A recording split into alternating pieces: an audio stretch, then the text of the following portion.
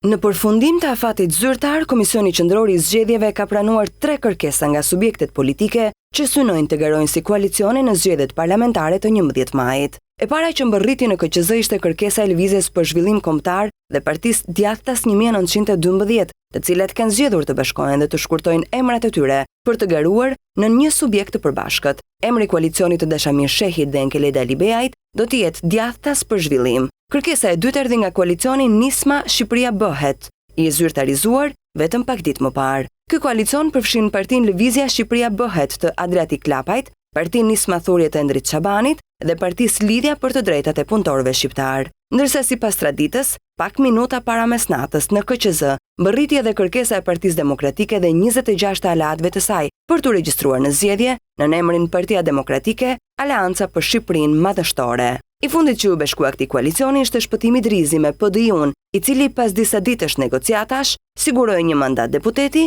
në listat e sigurta. Partia e Lirisë së Ilir Metës do të marrë 4 deputet në listat e sigurta, ndërsa nga një do të marrin Fatmir Mediu, Vangjel Dule dhe Agron Duka.